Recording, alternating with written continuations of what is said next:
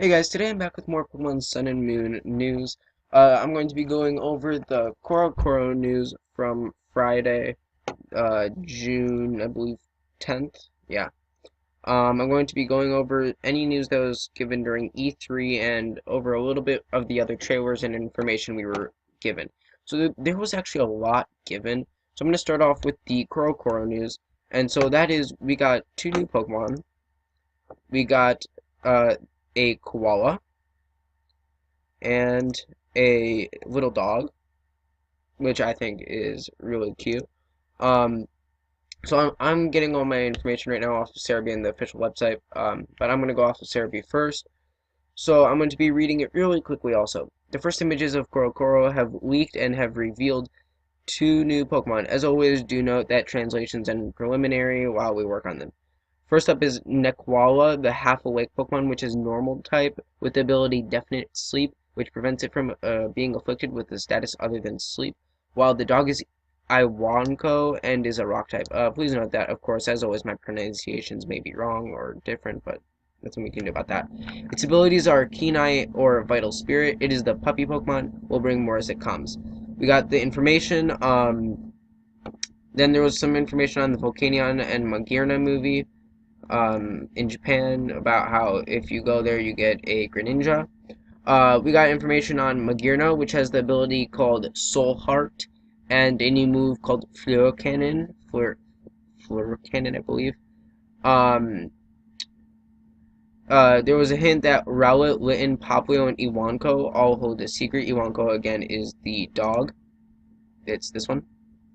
Here are some of the other shots.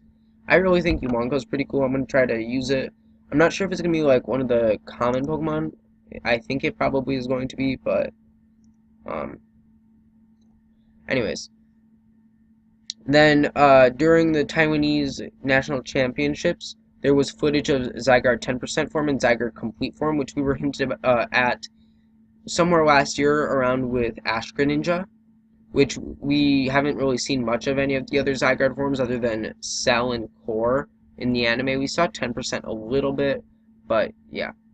Um, so we saw it use uh, different attacks, and so I can't. You can watch the trailer. I'll link the trailers and all the information in the description of the video. But it has the ability called Swarm Change, where when it is really low on health, it transforms Zygarde 10% form transforms into Zygarde complete form, and so the special move of complete form is called Core Enforcer, which I think is really cool. I'm trying to see. I believe that was about it for the CoroCoro. Let's put it. Yeah. So then we were given more information at E3. Um, and that was yesterday, June 14th. So, so one of the things that we need to talk about is how there were three more Pokemon announced, and I believe these are the more common Pokemon. We got the uh, Ladybug is going to be on the first route, and so you can see how the layout style of the game is going to be of your bottom screen. I think it's really different than the rest of the games, which is pretty interesting. But you know, sometimes different can be better. But I actually like it. It looks pretty nice. It's different, and you get like a smaller battlefield right down here, so that's always pretty cool. One of the new Pokemon we got is Yungoos. Another is Pikipek, which is we actually got the framework for it a long time ago when Sun and Moon was announced. So now it's good to see how it actually looks like. And we also got Grubbin. So we'll be discussing that. We also got the information of Battle Royales, which is pretty sweet. But we'll discuss that in a minute. So Ladybug is going to be found on Route 1 of the game. Um, and so like there's going to be a lot of new stuff like move lists, I guess, and how if your move is going to be effective or not very effective, which is pretty cool. You get to see how stats are going to be out, if like your stat is raised or decreased. Ladybug is number 20 in the Lolup region Pokedex, so that gives us the information that it's not going to be like Unova where you only have the new Pokemon, you still get the old Pokemon like all the other games. Um, So there's Yungoos. It's always hungry and can be found in Route 1. It is a normal type. The ability is Stakeout slash Strongjaw. We got Picky Peck. It is a normal flying type. Its abilities are Keen Eye and Skill Link. It has 2 evolutions and is number 10 in the Alola Dex. There's a festival in the next town that kicks off your journey. It's where you battle Hao, where he has a Pichu. So he's going to have a Pichu, Pikachu, Raichu as a starter, I guess.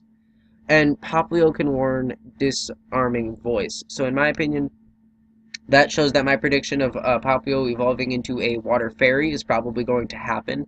And I would love to see him as a Water Fairy type. I just think that would be really cool. There's a new battle mode called the Battle Royale, where 4 players battle with 3 Pokemon each sending 1 out at a time. It's a free-for-all battle, but when the first trainer loses all their Pokemon, the game ends, and players are tallied up by defeating remaining Pokemon that, and how many ever Pokemon are remaining, that determines the winner. I just think that that makes a tie pretty common.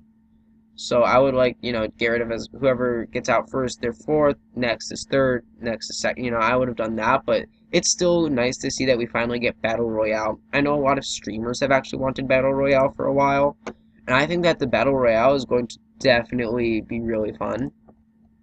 I'm hoping that Battle Royales are going to be part of the actual game itself in the story. Like, I could definitely see you, how the girl trainer or the guy trainer, the one that you aren't playing, and maybe someone else, you could definitely easily do battle royales. So that would be really nice to see. Um, there was another Pokemon release called Grubbin. It is a bug type, and it's has the ability Swarm. This is Grubbin. So my how I'm thinking is that Yungoos is going to be the common rodent, um, the common rodent of every region. Picky Peck is the common bird of every region, and Grubbin is going to be the common bug of every region. So, every region, as we know, has, that common rodent Pokemon that you constantly see, like Sentret, Zangoose, what am I saying? Zigzagoon, um, Patrat. Every region has a common bird. We have Fletchling. I'm really not thinking, sorry. Talo, and then Grubbin is the common bug, where, Caterpie, Weedle, stuff like that. Vivillon, well, it's the final stage, but that's what I think it's going to be.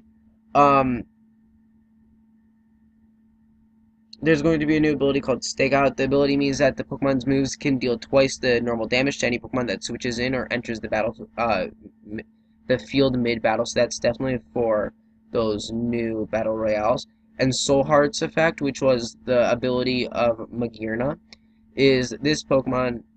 This ability raises Magearna's special attack by 1 each time another Pokemon in the arena faints. So definitely going to be really good in battle royales and double battles, especially battle royales. I believe that was it. Oh, Solgaleo, and it was announced that Solgaleo and Lunala when they do their signature move, they get to change into a different form. So that's always nice. And then, actually today was announced a little bit of Pokemon Go, which I actually didn't read, so that's going to be nice. There's going to be different ways to catch. So it's mainly about just catching all Pokemon, and it's the way to evolve the Pokemon is using candies, where if you catch a Pokemon, you get a candy, but if you catch the evolution, you get the basic. Because it's I was watching I watched a little bit of the footage, but when you catch a Pokemon, you get a candy. What this candy does is when you get a certain amount of the candies, you can you can evolve or power up the Pokemon. So, for example, if you catch 25 Squirtle, you'll get 25 Squirtle candies, which will help Squirtle evolve into Wartortle. What trading is going to be implemented later on in the launch. The events, like in the trailer with the Mewtwo, that's going to be later on, and they're working on trying to get it maybe near the end of July, beginning of August. Also, there was a new DS announced for Pokemon Sun and Moon Double Pack. I believe that was about it. on Cerebi. Yeah, that's about it on Cerebi. So as for on the Pokemon website, the new forms. This is how they will look like, I guess. Full moon phase for Lunala and radiant sun phase for Solgaleo. They look really, really cool. They look like, well, they look like they're shining. Lunala just has like its wings connected. Solgaleo looks like it's floating. So that's pretty cool. Too bad we weren't given any of the starters evolutions. I really want to see those. I just really want to see those. I want to see some evolutions. But so Magearna, we were given Magearna a while ago, and so I predicted that it would be 7th gen, and I'm glad that it is 7th gen. Um, as I already mentioned, it gets a Soul Heart ability, where if a Pokemon faints in the battle, Magearna's special attack is raised by 1, and it's a brand new ability, so that's always nice. And it's going to be a mythical Pokemon. It was created 500 years ago. Um, yeah. Battle Royale format where, 4 people get to battle. I really want to see this. I really want it to be part of the storyline. That'd actually be cool, like, if you get to re-battle the gyms, and you can battle 3 of the gym leaders against each other. Or maybe they'll do something like this for the Battle Frontier or Battle Maison or whatever. I really want to see a ton of Battle Royales just in the storyline or somewhere. Pikipek normal flying has the abilities Keen Eye and Skill Link. Pikipek can strike 16 times a second with its beak. These strikes are powerful enough to not only drill through hardwood but even shatter stone. Jeez. The noises made by their blows can signal others. Some of these signals have been identified as warning signals and greetings among allies. Pikipek trainers have grown to recognize them as well. These Pokemon drill holes in trees and store food in the holes. They also like small glittering objects and will tuck them away in their food stores too. It's often said something lost, something missed, check inside the Pikipek nest. That's actually pretty interesting. Pikipek will attack distant opponents by zipping seeds at them. These shots have enough strength to embed the seeds in tree trunks. I really, I, I hope Pikipek's evolution has a unique typing similar to um Talonflame. How like not too many Pokemon have fire flying. I hope Pikipek is going to be similar and it's not going to be normal flying the whole way through because I would just really like that. The Yungoos kind of reminds me of Furret. I mean, that might just be me. It's a mad Furret. But it has the ability to Stake Out and Strong Jaw. Yungoos is a big eater that is never satisfied. The majority of its long body is given over to its stomach, and its digestion is swift, so it's always hungry. It has strong fangs, so it can crush and consume the hardest of objects. Each Yungoos chooses its own particular route for searching out its prey. It stalks along the route, searching for food until it's exhausted, at which point it drops and sleeps wherever it may be. It's thought that these Pokemon decide the routes based on safety so that there's no risk in falling asleep at any time.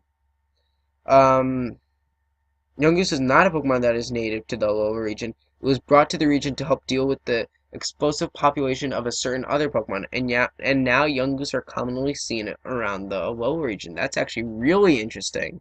So it is not native to the Alola region. So 8th gen confirmed? But maybe it's from Kalos and brought over, but we don't see any in Kalos, so I don't think so. Some Yungoos have an ability that no other Pokemon discovered has previously had. This ability is known as Stakeout. With the Stakeout ability, this Pokemon's moves can deal twice the normal damage to any Pokemon that switch in or enter the field mid-battle. Since this Pokemon is so common in the lower region, it's easy to catch one. But this Pokemon has a horrible temper when it's hungry, and it demands a whopping amount of food. And lastly is Grubbin, the larva Pokemon. Grubbin relies on its sturdy jaw as a weapon in battle and as a tool for burrowing through the earth. Grubbin loves electricity, which is why it can be found near power plants and substations by wrapping tree branches in the sticky threads that it spews from its mouth. Grubbin can swing around like an actor on suspension wires. Now that's making me think that its evolution might be a bug electric, and I would actually think that'd be really cool. Bug and electric type.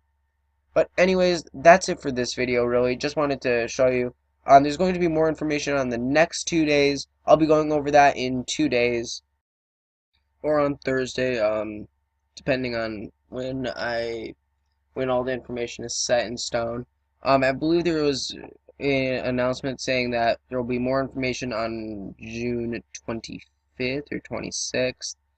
So I'll definitely, when there's more information, I'll definitely make a video on that. Comment below, what you feel about Grubbin, Yungoos, and Pikipek. What typings you think they'll become. Comment what you think about the other two new Pokemon, whose names I keep forgetting, Nekawala and Iwanko, the Koala and Rock Dog.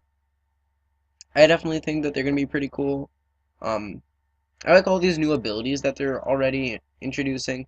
Um, Comment, Zygarde 10% and complete form. Do you think they'll have a part in the story? I do know that Zygarde 10% form gets the moves 1,000 arrows and 1,000 waves, so that's always nice. Yeah, comment what you guys think about all this news. Um, I'll put links to all the trailers since my last video. But other than that, until then, see you guys all next time.